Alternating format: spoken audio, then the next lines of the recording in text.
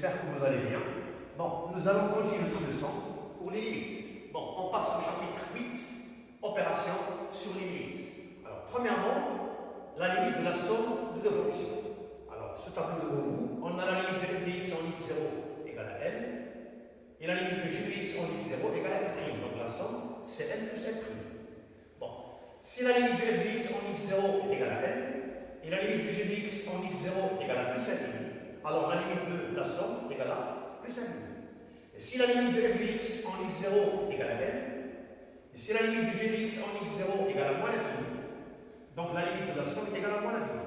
Alors une remarque qui est très importante, on remarque que le signe, on n'a pas besoin de signe du nombre réel n.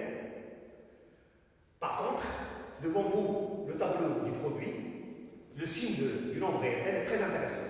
Donc on va continuer notre tableau de l'addition.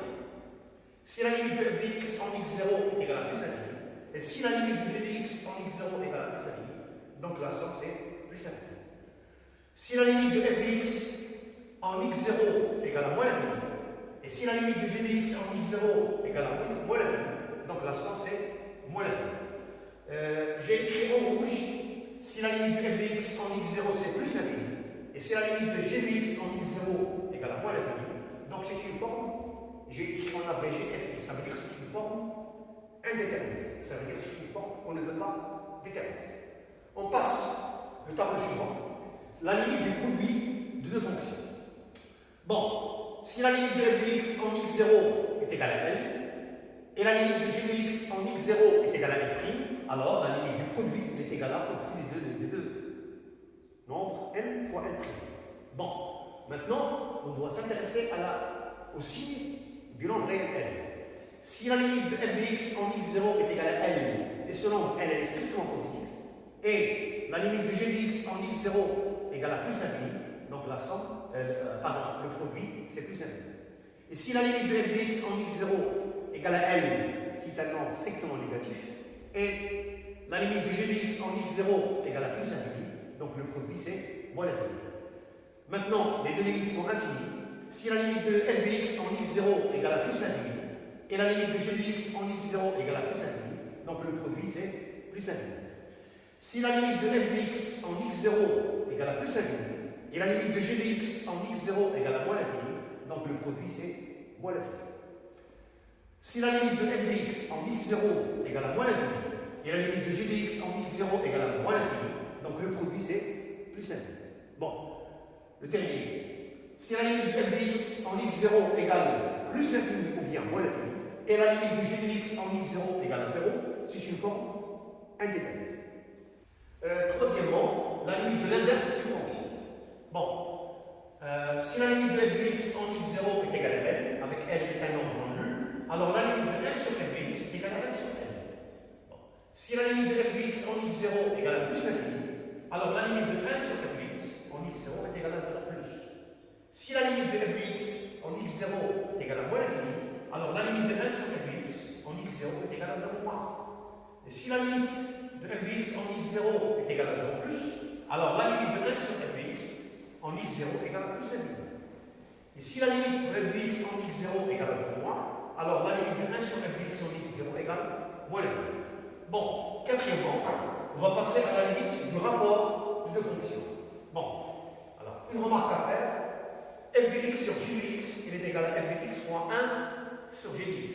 On a déjà fait le tableau du produit et le tableau de l'inverse. Donc, entre parenthèses, voir le tableau du produit et de l'inverse. Voilà. Mais on doit savoir les formes indéterminées du rapport. Alors, ce tableau suivant, on a la limite de f de x en x0 s'il est égal à plus l'infini ou bien moins l'infini. Et la limite de g de x en x0 est égale à plus l'infini ou bien moins l'infini, on a une forme indéterminée. Et ainsi, si la limite de f de x en x0 est égale à 0, et la limite de g de x en x0 est égale à 0, on a aussi une forme indéterminée. Bon, on passe cinquièmement, la limite de la racine carrée d'une fonction positive. Bon, si la limite de f de x en x0 elle est égale à 0, alors la limite de la racine carrée de f de x en x0 est égale à racine carrée de 0 qui est égale à 0. Et si la limite de f de x en x0 est égale à n supérieure strictement à 0, alors la limite de la racine carrée de f de x en x0 est égal à la racine carrée de L. Et enfin, si la limite de f de x en x0 est égale à plus l'infini, alors la limite de la racine carrée de f de x en x0 est égale à plus l'infini. Bon, alors, une remarque à faire. Remarque concernant cet tableau.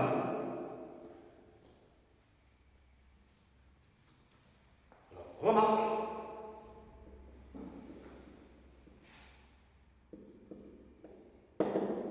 Ces tableaux, ce qu'on vient de faire, ces tableaux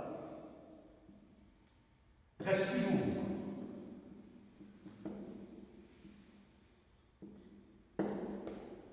vrais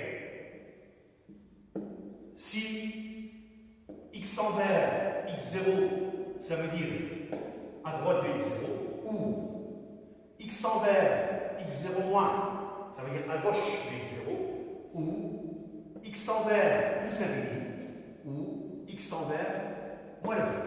Voilà. Donc, je pense qu'on va faire un exemple pour bien assimiler ce qu'on vient de faire. Alors, exemple.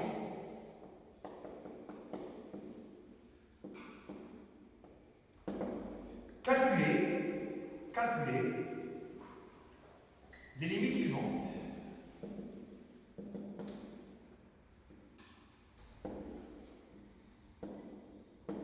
Alors, on va commencer par exemple, A égale la limite quand x tend vers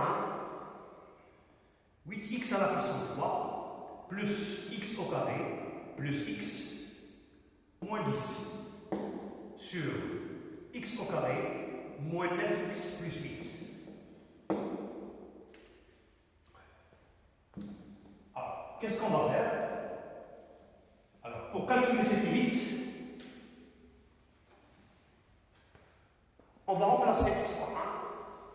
Bon, si on remplace x par 1, alors 8 moins 1 à la puissance 3, ça fait 8, plus 1 au carré, ça fait 1, 8 plus 1, ça fait 9, plus 1, 10, moins 10 égale 0.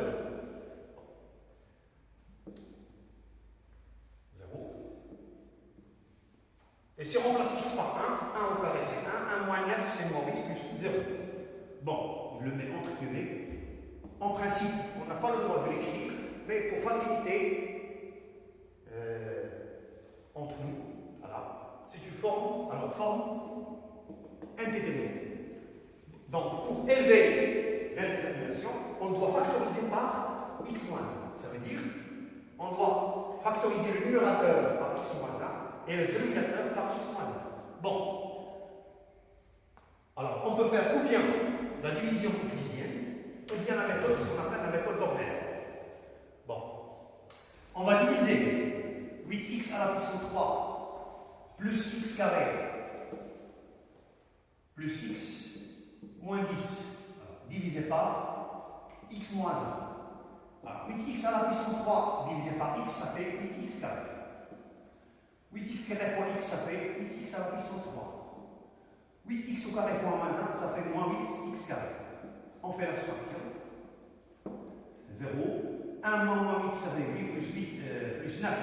X carré, j'abaisse x plus x moins 10. 9x carré divisé par x, ça fait 9x. 9x fois x, ça fait 9x carré. 9x fois moins 1, ça fait moins 9x. Voilà, je fais toujours la soustraction, c'est 0. 1 moins 9, ça fait plus 9, ça fait 1 plus 9, ça fait 10. Alors 10x moins 10. 10x divisé par x, ça fait plus 10. 10 fois x, ça fait 10x. 10 fois moins 1, ça fait moins 10. On fait la soustraction, on va trouver 0. Donc, la factorisation 8x à la puissance 3 plus x carré plus x moins 10, elle est égale à x moins 1, facteur 2, 8x carré plus 9x plus 10. Voilà. Et pour le dénominateur, x au carré moins 9x plus 8, je vais le diviser par x moins 1. Alors, x au carré divisé par x, ça fait x. X fois x, c'est x carré. X fois moins 1, ça fait moins x. Je fais la soustraction. C'est 0. Moins 9 moins 1, ça fait moins 9 plus 1, ça fait moins 8. Moins 8x plus 8. Moins 8x divisé par x, ça fait moins 8. Moins 8 fois x, ça fait moins 8x. Moins 8 fois moins 1, ça fait plus 8. On fait la différence, on trouve 0. Donc, x carré moins 9x plus 8 égale à x moins 1, facteur de x moins 8. Donc,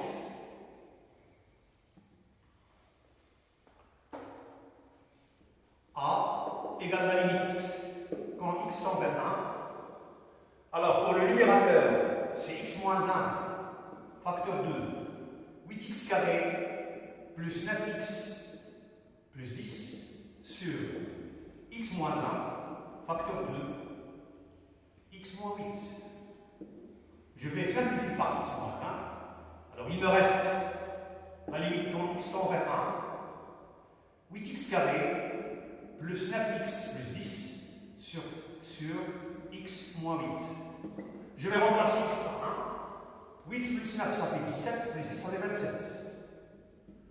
27 sur, alors je vais remplacer x par 1, moins 8, ça fait moins 7.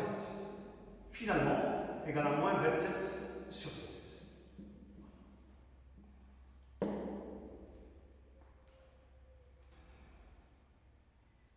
Deuxième exemple.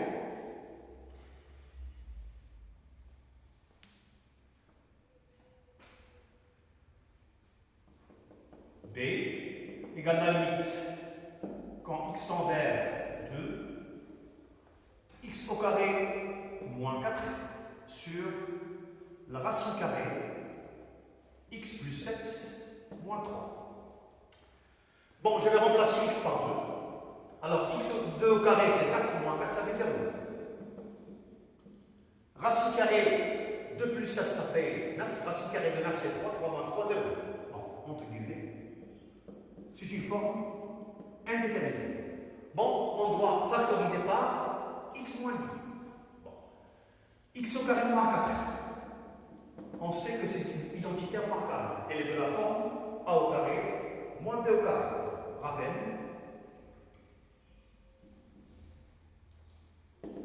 A au carré moins b au carré, elle est égale à a moins b, facteur de a, plus b. Donc, x au carré moins 4, elle est égale à x moins 2, facteur de x plus 2. Bon, on a factorisé par x moins 2. Pour le dénominateur, on doit multiplier par la partie conjuguée. Alors, le conjugué de a moins b, c'est a plus b.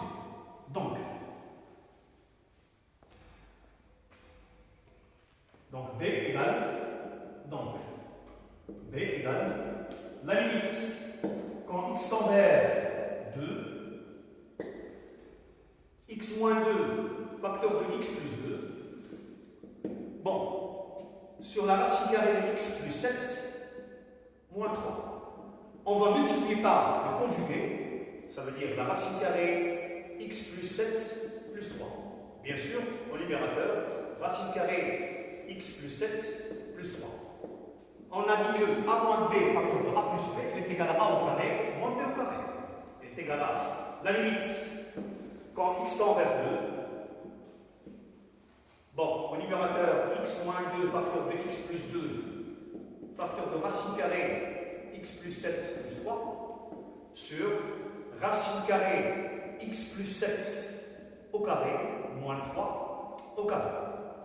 Égal la limite quand x tend vers 2, x moins 2, facteur de x plus 2, facteur de racine carrée x plus 7 plus 3, sur x plus 7 moins 9, qui est égal à la limite quand x tend vers 2,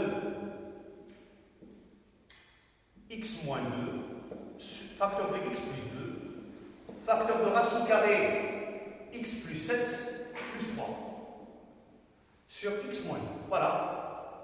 On va simplifier par x moins 2. Alors, il me reste la limite quand x tend vers 2, x plus 2, facteur 2, racine carrée x plus 7 plus 3.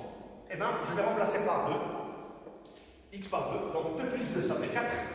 Racine carrée de 9, ça fait 3. 3 plus 3, 6. 6 fois 4, ça fait 24. Voilà.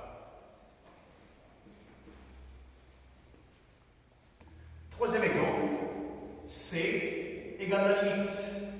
Quand x tend vers 3 moins, ça veut dire à gauche de 3, x moins 9 sur x au carré moins 4x plus 3. Bon, on remplace x par 3. Au numérateur, on va trouver 3 moins 9, ça fait moins 6. Sur 3 au carré, 9. Moins 4 fois 3, 9 moins 12, c'est moins 3 plus 3, 0.